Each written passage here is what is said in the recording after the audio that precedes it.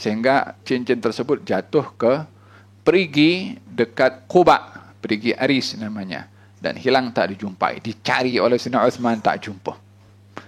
Simbol atau isyarat akan berlakunya fitnah setelah kewafatan Sayyidina Uthman bin Affan.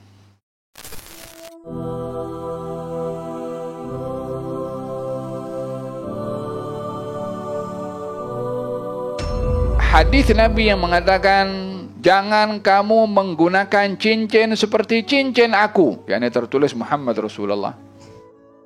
Sekarang kita nampak orang pakai banyak cincin yang tertulis Muhammad Rasulullah, ya kan? Ulama mengatakan bahwasanya larangan Nabi pada waktu itu mengatakan, jangan kamu beri gelaran kepada orang lain dengan gelaran sama dengan aku, yakni merujuk kepada zamannya Nabi dengan keberadaannya Nabi.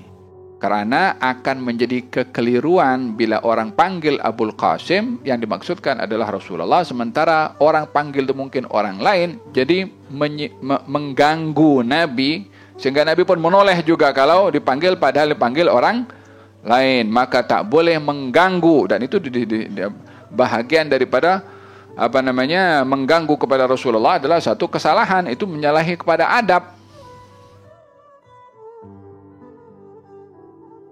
Dan dalam hal ini dilarang untuk menggunakan gelaran seperti gelaran Nabi SAW. Hanya ulama mengatakan, ya itu maksudnya larangan itu hanya di zaman Nabi SAW. Apa sebabnya? Karena itu mengganggu Nabi dan itu hanya berada di zaman Nabi. Setelah zaman Nabi tidak salah untuk menggunakan gelaran Abul Qasim. Ini pendapat yang pertama. Pendapat yang kedua, tidak. Ini larangan Nabi, tak boleh gelaran Abul Qasim, tak boleh gelaran Abul Qasim. Tetap ada wajah pendapat ulama ketika ingin memahami maksud hadis. Sama juga dengan masalah cincin yang tertulis dengan Muhammad Rasulullah. Nabi melarang orang menggunakan cincin itu. Ulama mengatakan cincin yang dipakai oleh Nabi tertulis Muhammad Rasulullah bukan sekedar cincin hiasan, tapi cincin untuk menjadi khatam, cop surat-surat Nabi SAW. Maka kalau ada orang lain guna cincin yang sama, khawatir dipalsukan surat itu dengan cop, maka Nabi larang menggunakan cincin tersebut. Tapi setelah wafatnya Rasulullah, maka tidak ada lagi ada cop di atas nama Rasulullah, karena Rasulullah sudah wafat. Maka ulama mengatakan hadis itu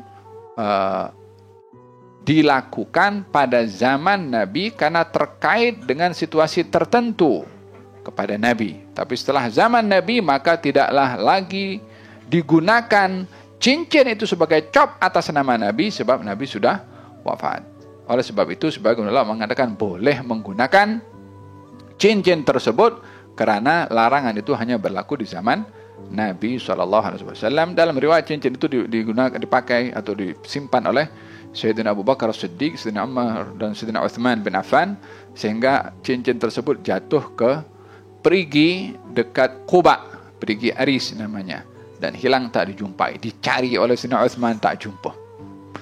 Simbol atau isyarat akan berlakunya fitnah setelah kewafatan Sayyidina Uthman bin Affan. Pendapat yang kedua mengatakan tak boleh. Nabi kata tak boleh selamanya.